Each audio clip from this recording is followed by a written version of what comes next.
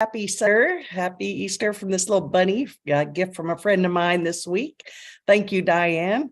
Happy Easter. Happy Masters Sunday. Hey, it's a great day, right? I've been actually watching the Masters all morning. It came on early this morning, so got the hat out in the spirit of the day and got the bunny and just here. It's a beautiful day in Flat Rock. So I'm Reverend Charlotte McGinnis, and thank you guys so much for tuning in and joining me today and always. And if you feel inclined to share this message with anyone, just push that share button either on YouTube or on Facebook and get it out there. Well, I got really excited about today's talk. Pulled together some great things that just sort of came my way, and can't wait to share those with you, because Easter is such a beautiful day. There's so much meaning and power in the resurrection and in the message of this day and all that has led us here today. So I'm very excited to get into that in just a moment. But it's been a terrific week. I have to say that with the help of my friends and inspiration from our Course in Miracles group, that's always a wonderful thing. Highlight of my week, Fridays at 11. All are welcome to join. If you want to join, just let me know. I'll put you on the list and send you the links, and love to have you. Also, a good friend, a fellow minister, his name was Dave Compton. He was one of our music directors at the Palm Beach Center for Living, our church down there years back. And anyway, he passed away about a year and a half ago, and his wife, Neshama, had a Zoom. Well, actually, it was a live service, but I got to watch it on Zoom this week. And it was just so touching and beautiful to connect via Zoom, which you can still feel the heart to heart for sure. And to see some of my old buddies down there, and to celebrate the life of a beautiful soul. So Neshama, if you're watching, you all did a beautiful job, and it really touched my heart. And yesterday was a banner day. Mary Fakay, Reverend Dr. Mary Fakay, one of my ministerial students who I ordained years back, now a mentor. She ordained her first student and had the ordination ceremony and a luncheon yesterday. This lovely soul, Brenda, came all the way up here from Florida, brought her family and friends, and it was really a beautiful day. And Mary did a terrific job, and Brenda will for sure be a welcome and blessed addition to the Alliance of Divine Love Ministry. So Brenda, congratulations and welcome to ADL.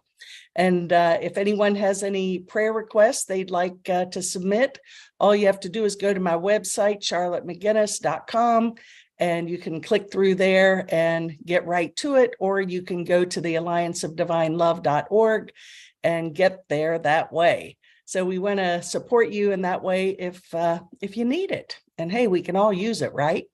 Well, as you can see behind me, we're still in a construction zone. So just making peace with it. Thankfully, we have a beautiful place downstairs to stay. And in the meantime, we'll just know that whenever it gets done is the right time. So there you have it. Well, today I want to start with the daily word, the Unity Daily Word.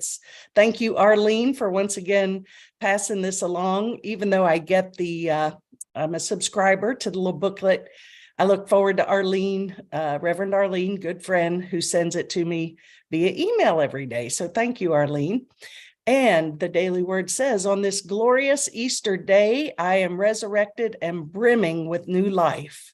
The stones of defeat and limitation have rolled away. I am free and unlimited. Throughout my Lenten journey, I heeded the call from my soul to recognize the stones in my consciousness and awaken to the infinite potential within me. I can now rejoice in the shimmering light of awareness with an open, joyful heart. My faith is strong, and I am ablaze with the radiance of spirit. I welcome eternal indwelling life into my mind and heart. Hope never dies. Jesus transcended death and demonstrated life is eternal. With a grateful heart, I rise up and claim new life.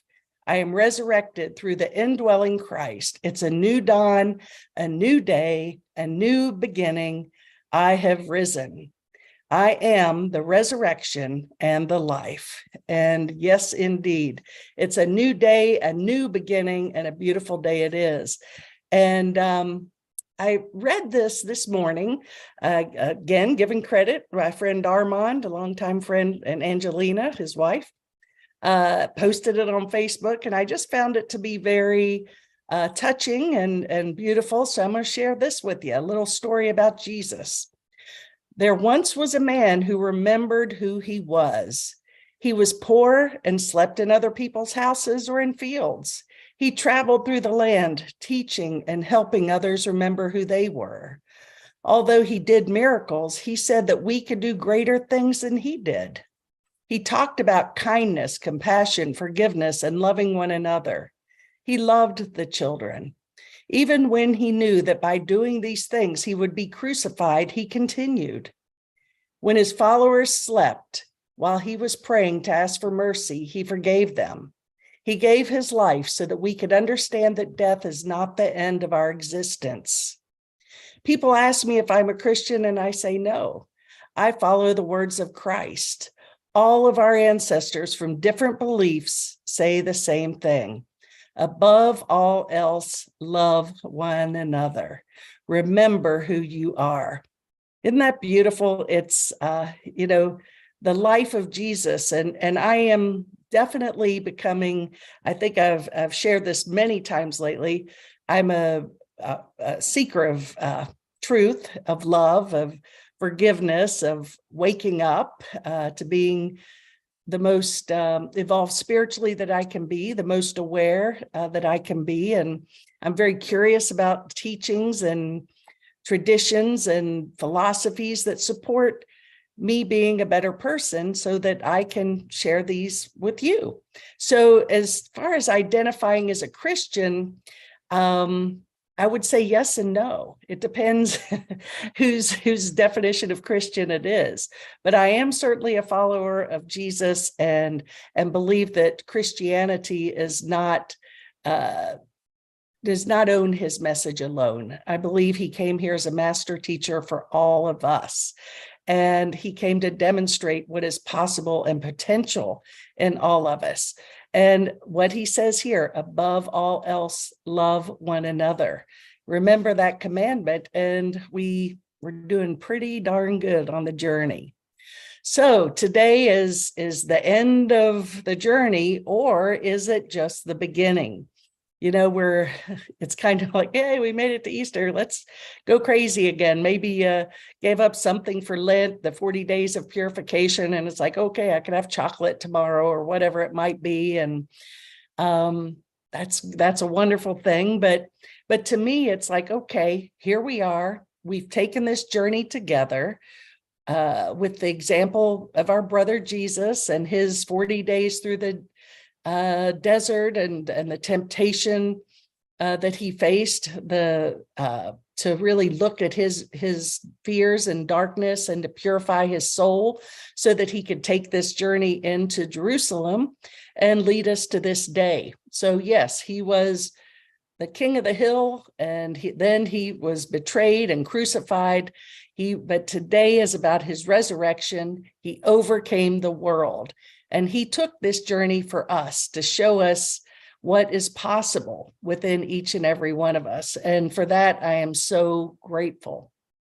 And every year, Easter has a deeper and deeper meaning for me. And I appreciate the power of the teachings.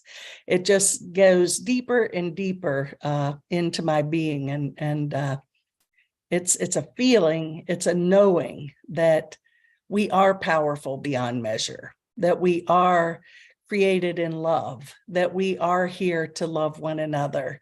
Don't sweat the small stuff, get off the cross. That's really the crucifixion represents for us as we take this journey. How often do we hold ourselves on the cross and crucify and condemn ourselves and each other? And that Jesus took, according to the Course in Miracles, I believe he took this as the last useless journey for us to say, okay, I did it. Now go live your lives in love and kindness and compassion and love one another. Get the message. So today is really the beginning. We've been leading up to it.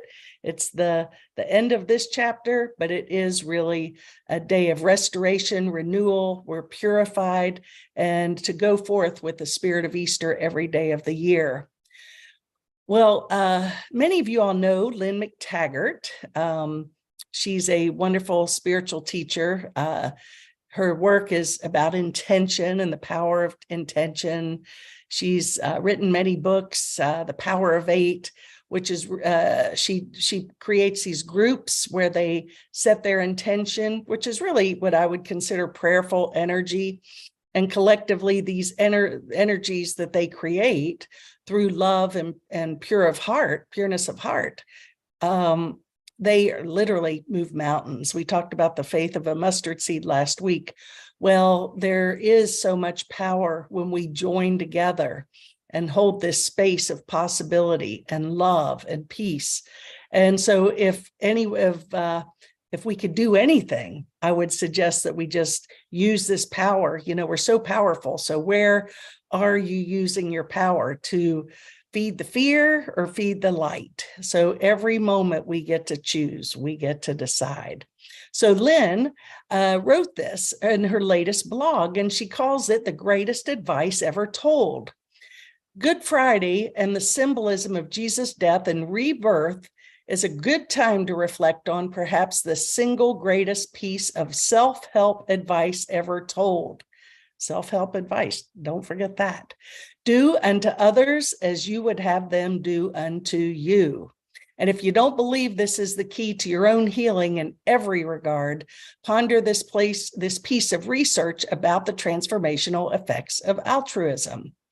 And I read the article, and I'm going to just share with you what her point is so much of what a lot of new thought and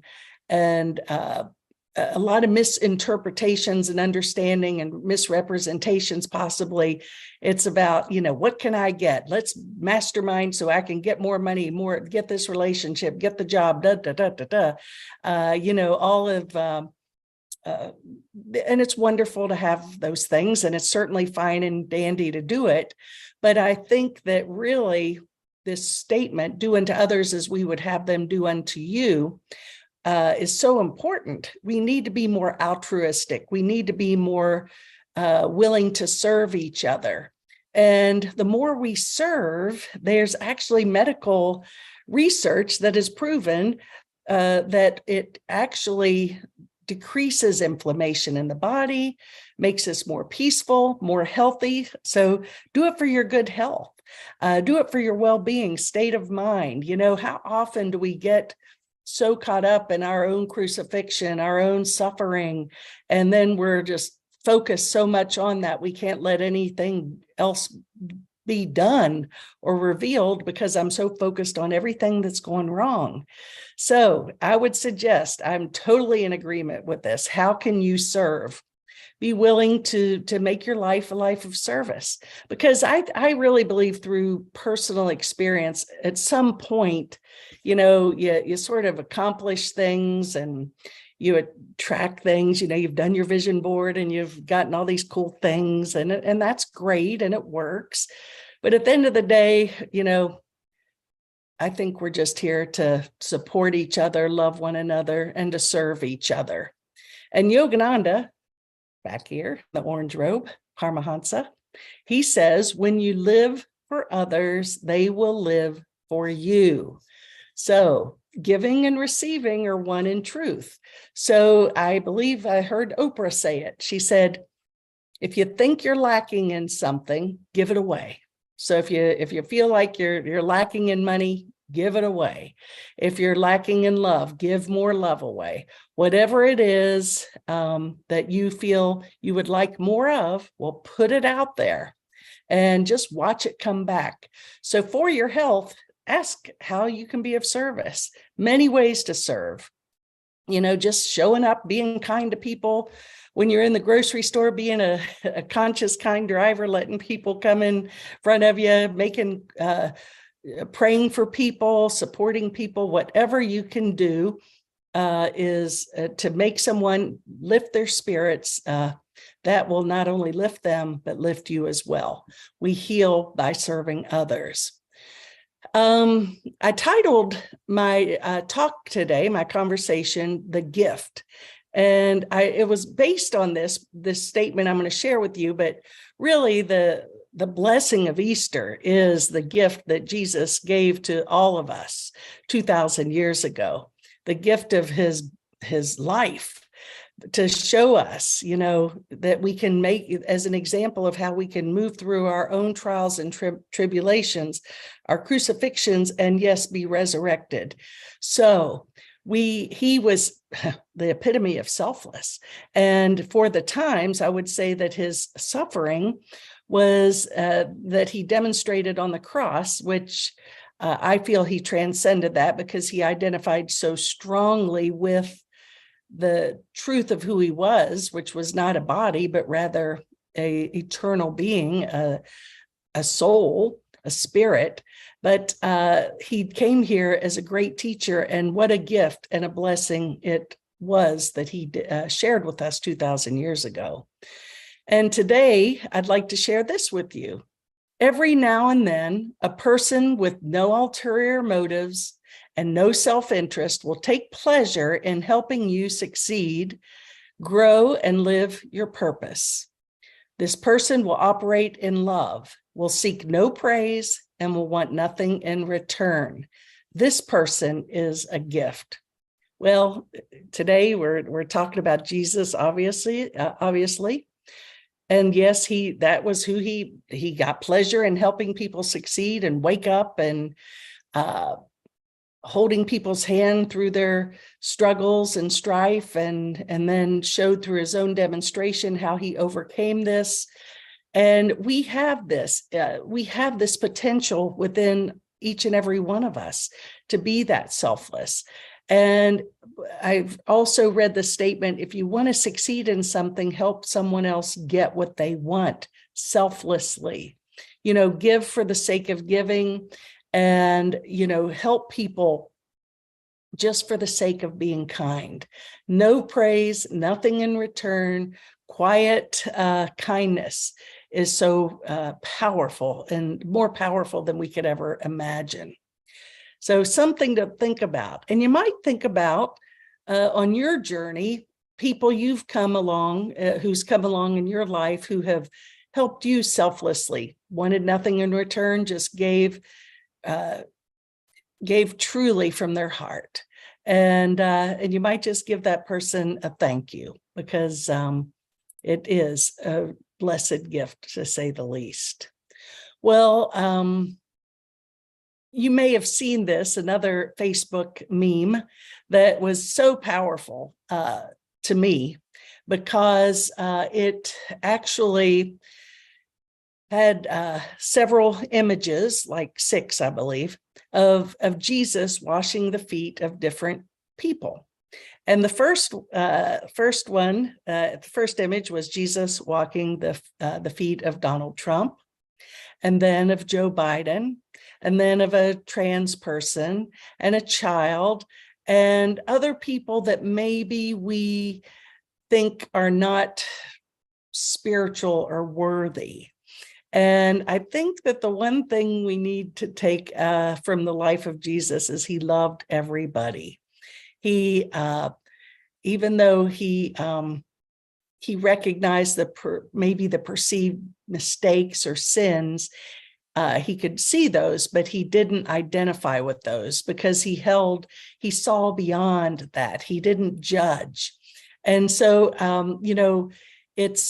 it's such an example to think about, how often do we get tempted to take a side or judge or to make wrong or to criticize or condemn another when, my salvation and awakening is dependent on me seeing them as the light of the world. And sometimes it's not easy, but, what are you doing on this path? Well, love one another, get into service, live in an ascension consciousness, kindness, all of these things we can do. I would even go be tempted to say that if there's someone who really gets your goat, as they say, maybe instead of making up the story about how awful they are and the story about whatever, you might just envision yourself sitting at the feet of this person, washing their feet, because that is so powerful. It's such a powerful image. And if we can relate to how Jesus washed the feet of Peter, Judas, Peter denied him, Judas betrayed him. He demonstrated love without limits. Yes, it's possible for all of us to do that as well. I feel like that is the message of Christ, of what he came here to teach us. Now, moving forward, I love this. And I think this is just so, again, so powerful because, we are so caught up in ego identification and, in degrees and accomplishments and blah, blah, blah, blah, blah. And, that list goes on and on and on. And again, it's fine to have accomplishments, but the ego identity is where we get stuck because we think that's an idol we put before God, before love. And here's Jesus, right? The greatest man, many people would agree with me, that ever walked the planet. Greatest man in history. He had no servants, yet they called him master. He had no degree, yet they called him teacher. Had no medicine, yet they called him healer. He had no army, yet kings feared him. He won no military battles, yet he conquered the world. He committed no crime, yet they crucified him. He was buried in a tomb, yet he lives today. His name is Jesus. So he didn't do too bad without a degree or without servants and being in the military. There's a teaching in the course about in my defenselessness, my safety lies. In my innocence is my strength. It's about that sense of knowing, that presence of who we are. Gandhi was a great example. Seek to be the change we wish to see in the world. He was a peacekeeper in the midst of battle, of war among opinions, you might say. So if you really look back at the masters, they didn't get out there with their swords and fight. They just stayed so strong in the knowing of who they are in truth that they didn't need those ego identifications anymore. They just knew who they were in truth and allowed that power to emerge so much stronger than any degree or any amount of money could ever bring to them. So definitely something to contemplate.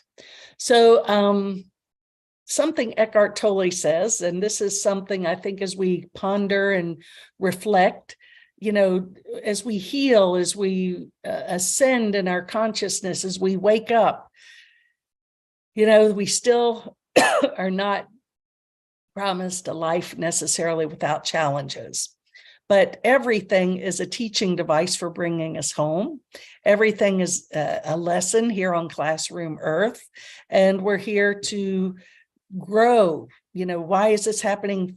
Not why is this happening to me, but understand these things are happening for me. So sometimes changes look negative on the surface, but you'll soon realize that the space is being created in your life for something new to emerge. So I like that because it's telling us that even though it seems like real crap, okay, and I don't like this, and it seems negative, it actually is an opportunity for us to go deeper into our soul and to find solace and peace there. And when we do that, we are, I think, stronger as teachers, and our presence is much more palpable in our relationships and how we interact with life in general. Well, yesterday at this ordination ceremony for Reverend Brenda, Reverend Dr. Mary, Dr. Dog for some of us, the AWG, she shared this prayer, and I asked her if I could share it today, and she passed it along to me. And it's a prayer for Easter. And it goes like this. It's from Reverend John Henchman. And just loved it. Risen Lord, give us a heart for simple things. Bread, wine, dreams. Fill us up with a green, growing hope. And make us Easter people, whose song is Alleluia, whose sign is peace, whose name is love. So make us Easter people. You know, that's what we're here to do, is be Easter people every day. Be in this ascended state of being every moment. Live in that as an Easter person every single day, whose song is Alleluia, sign is peace, and name is love. We are all that. That's what Jesus came here to teach us and to demonstrate. So today's a new day, a new beginning. I invite you to join me in forgiving the past, letting go, and just opening your heart to love, and know that all will be well. Okay, thank you all so much for tuning in today. Really appreciate it. Look forward to seeing you next week. And in the meantime, I'm going to go back and tune into the Masters. And there you have it. So enjoy your day, everybody.